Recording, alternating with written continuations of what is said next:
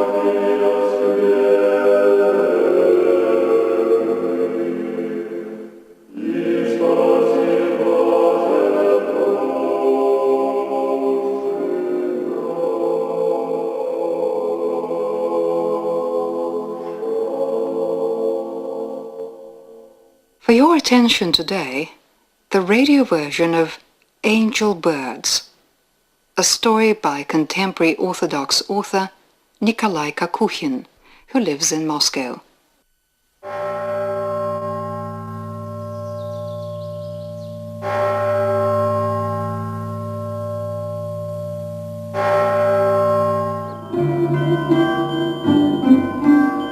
Belfry was the pride of the monastery. It was so high that its dome and cross were lost in the clouds. The ringing of the head bell wafted several dozen kilometers around. Every day, as it rang the start of morning and evening services, it pealed across the neighbourhood, and the local villagers checked time on it.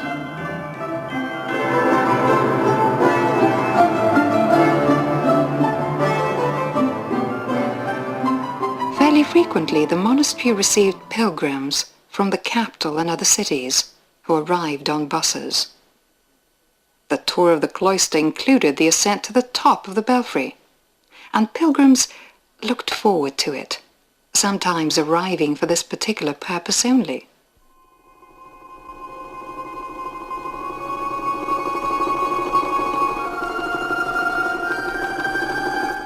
Bogolyubov had been in the monastery since the start of the Assumption fast. He regularly attended morning and evening services, bathed in the holy spring, conversed with the monks. Climbing the belfry was out of the question for the time being. He was doing penance in the apple orchard.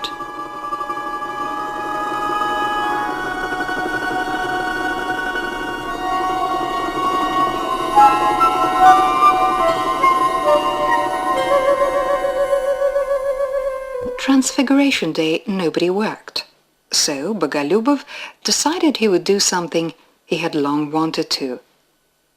The day was a remarkably good one, with the sun shining and a slight warm breeze caressing you. Archimandrite Fyodor of the monastery had kindly granted him permission to visit the belfry, providing Bogolyubov with a guide, a young man, Andrei by name, a sturdy, quick-moving fellow with short-cut hair. Bogolyubov and Andrei entered the belfry. Andrei shut the heavy metal door after him and locked it from the inside. Bogolyubov crossed himself. Well, God be with us. The steps of the spiral staircase were fairly low, so climbing up was easy enough. Bogolyubov went up in a measured manner, intent on keeping his breathing regular. One spiral, another, still another.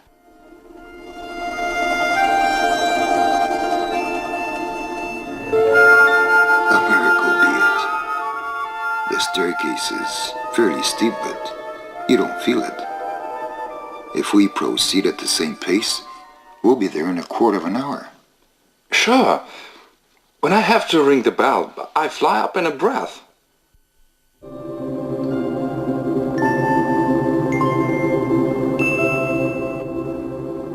His left hand on the banister, Bogolyubov climbed on. Soon they reached the first landing, or rather what was left of it, the steel bars crossing the belfry from wall to wall, and the narrow window openings. The wind was blowing through the openings, and Bogolyubov hurriedly moved on. Pigeons flew by now and again. Bogolyubov asked, Do they live here? Yes, they come to settle here every year. The nests are over there. Yesterday they were eggs only, and now there are the chickens. Swallows like the place too, because it's safe here. Here we are. Is this the very top? Yes. It's amazing. In just a few minutes, and I'm not in the least tired. As if a patron from heaven, protecting the cloister, lifted me here on his palms. Just as on a seance deck in a storm.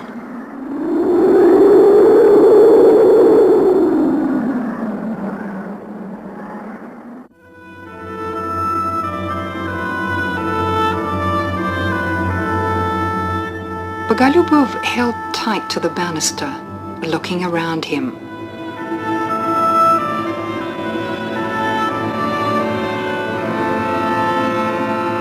A solid floor made of oak, surrounded by massive stone props that made a circle around it with highly durable iron fencing between them. At one place, on the northern side, the fencing was missing, and instead it was a gaping hole. In the center hung the huge, weather-beaten bell, darkened from age, and inside it hung an equally darkened, pear-shaped tongue on a tight rope. Next was a row of smaller bells, 4 in all, the end one being the smallest. The ropes from the bells, thick, thinner, and the thinnest, came together at the so-called control panel.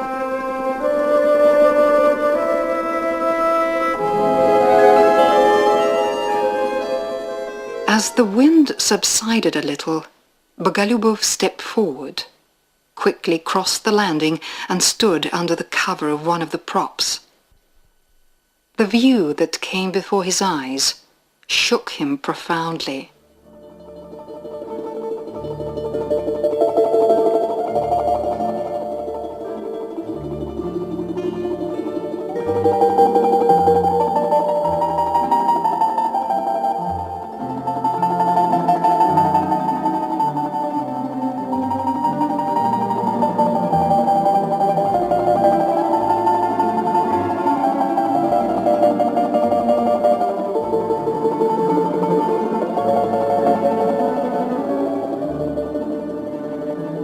The boundless, limitless expanse. Quite near, a mere 200 meters from the monastery, there were small hills. Behind, a coppice. Back of that, an untrammeled water meadow, and then a river. Sparkling in the sun, the river rolled to the south. Neither narrow nor broad, it picked out a route to its liking, meandering in the direction it wanted. A couple of more windings, and here it was, by the monastery walls. So dear to the heart and soul, so painfully dear, familiar, and yet unknown, new and full of surprises, the Russian land.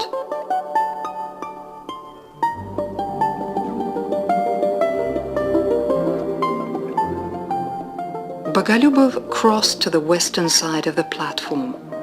The yellowish patches of fields, splattered with the green islands of birch bark and pine groves, tiny villages skirting both river banks, and the white churches with golden onion domes visible at any time of the day, for they stood on hillocks. The grey, interlacing threads of roads amid the stubble. Bogolyubov caught his breath. He had been to many foreign countries, remote and not so remote, had seen many wonders. But the impressions he got from the glamorous Greek islands, the dazzling Scandinavian fjords, or the wild Ceylon jungles left him unmoved as compared to the touching view that stretched before him now.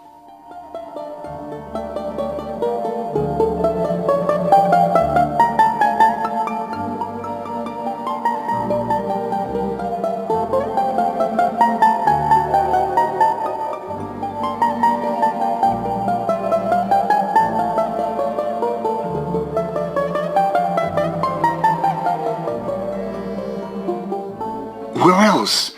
In what country, on what continent, can you see anything of the sort? Another monastery? Over there. Just 7 kilometers away. But no direct route. Not a road, not a bridge. That's all right. Nothing at all.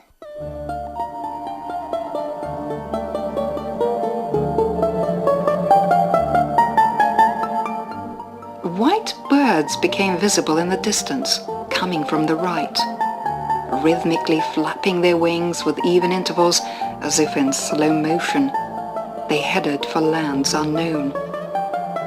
At one point, Bogolyubov thought he saw angels blessing the Russian soil as they flew by.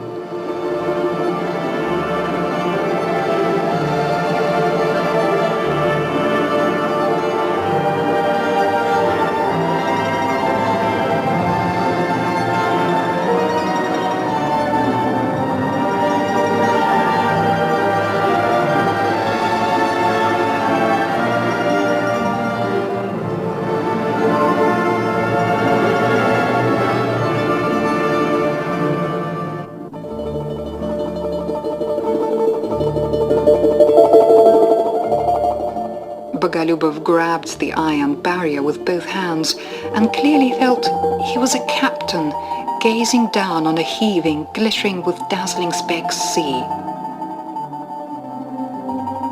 Whatever the hardships, I'll be with you, my Russia. I'll never, ever leave you. I'll be a servant of you forever.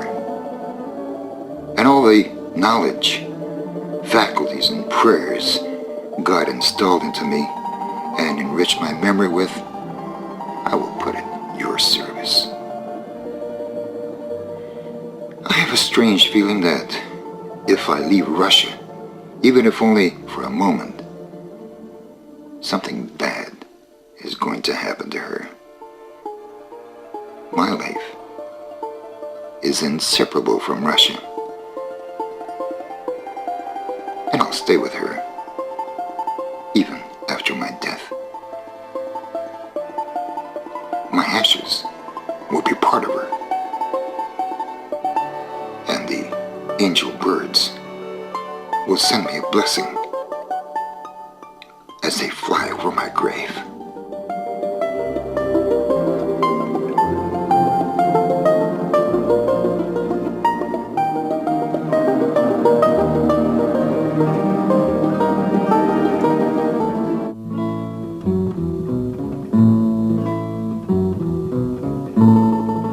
The sun ran behind a small cloud, and the shadows from the props disappeared. The swallows flew in and out of the openings at high speed. The wind was picking up, howling with renewed strength. The end of the day was still a long way to go. It became chilly.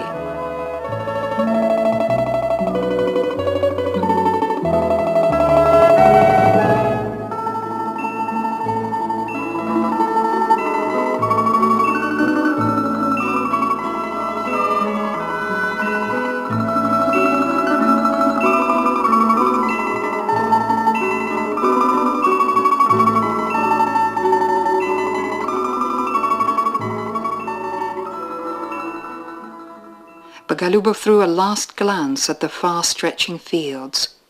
He longed to stay with them so much. He turned to Andrei. Father Theodule must already be looking for us. Don't you think?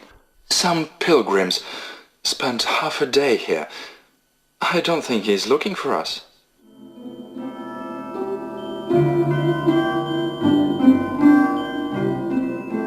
Bogolyubov scuttled across the belfry platform, hands on the light cap the wind was tearing at, touched the banister and started to descend.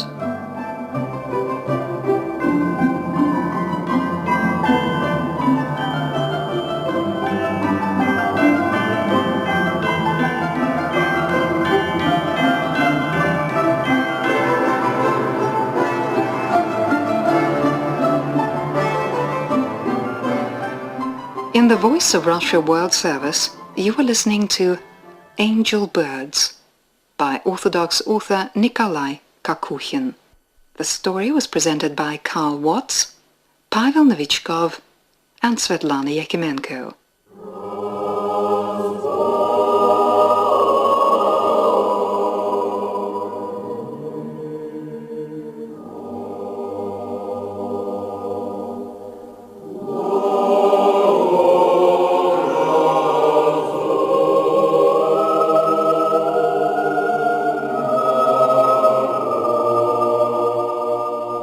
And with this, we end today's edition of Christian Message from Moscow. It was directed by Vladimir Dyomin, edited and framed with music by Tatiana Shvetsova, and the sound engineer was Svetlana Afanasieva.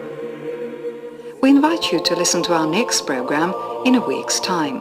Goodbye, and may God save you all.